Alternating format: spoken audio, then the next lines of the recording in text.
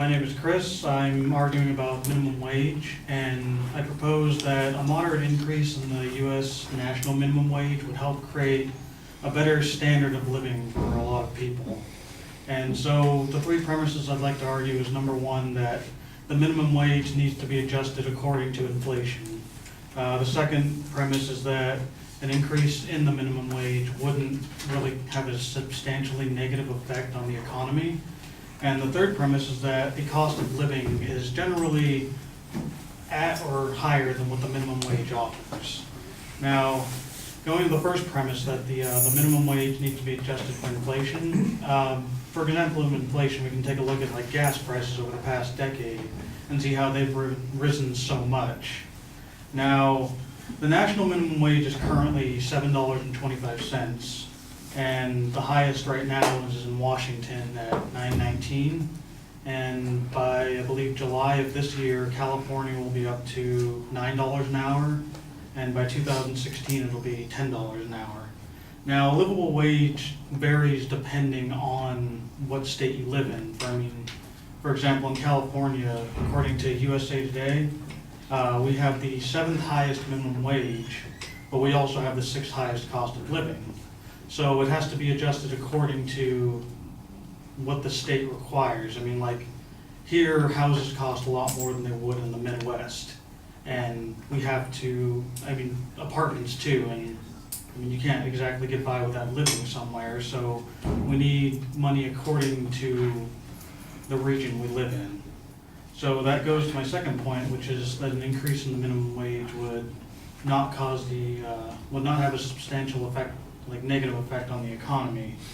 And some opponents of an increase feel that unskilled laborers, i.e. people that earn like minimum wage or a little bit above, should not earn as much as someone who has a skill earns. And to some extent they're right. If you put more effort into learning the skill, you should, in theory, earn more money. But we also need to consider that people who do earn minimum wage need to be able to live off of what they have according to their expenses. And so, according to James Shirk, who did a study for the Heritage Foundation, he said that a moderate increase in the minimum wage would only have a small impact on the U.S. economy because it affects too few workers to have a larger impact. And that's not to say that there's not a lot of people who earn minimum wage, but there's not enough to substantially affect the economy.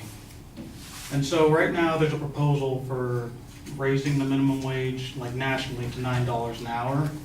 And Howard Risher, who is an editor for an economic magazine called the Compensation and Benefits Review, states that for someone working a 40-hour week, the proposal would increase their wages from $290 a week to about $360, which would be a total of about $3,600 annually.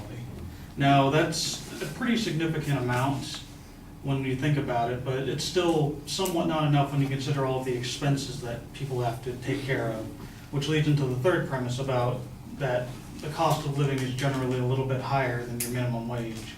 And you can see that a lot of people have to work more than one job when they're on minimum wage just to get by. And that can be, maybe their hours were cut or they're just not earning enough money.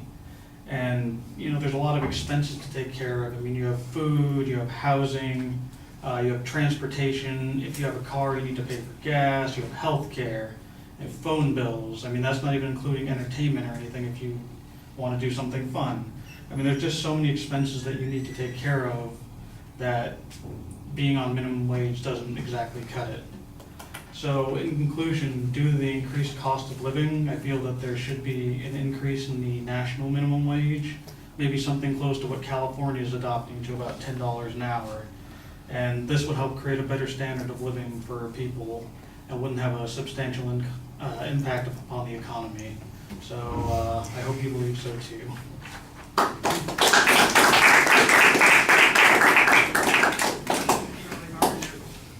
Okay, I felt passively that I just read what today's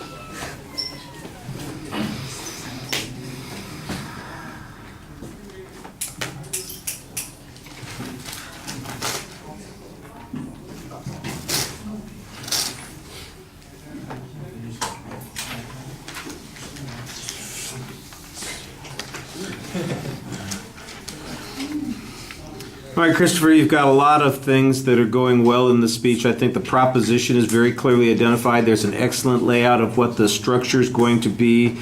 We understand why there's some controversy on this. You make mention of the different minimum wage rates in different states and how high California is in comparison to others, for instance, and you mentioned what the highest one is as well, and that there's some talk of doing this. So at least we know a reason why we're talking about this.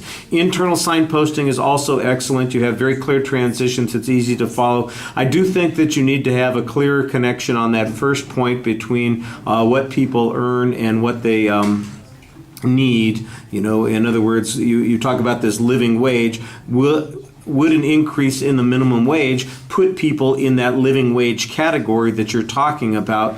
And that's something that I think could be measured statistically. So if a living wage is,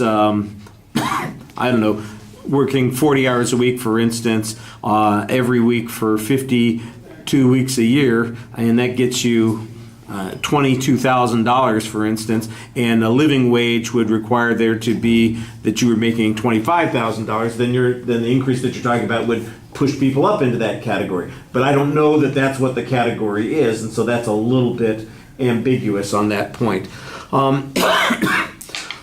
The second point is almost bouncing on the point of a value claim. You want to be careful about that. I think there needs to be some more data suggesting that people are, in fact, unable to meet their needs because of the minimum wage that they're functioning at.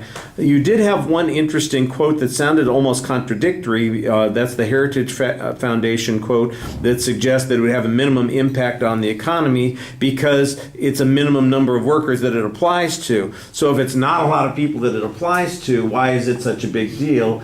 You can see why it sounds a little bit inconsistent. I think you need a better explanation on that inconsistency. It ends up not helping you as much as it ought to. Everything else at the end is kind of this hypothetical on what we might be doing in terms of increasing costs. You're almost on the brink of making a policy claim, not quite. I think you explained the basic concepts. There's enough information there to understand and to make an argument. I'm not sure that it's all sufficient to be convincing, but you've got the basics there, and I appreciate that, and I thought you did a very nice job presenting it as well.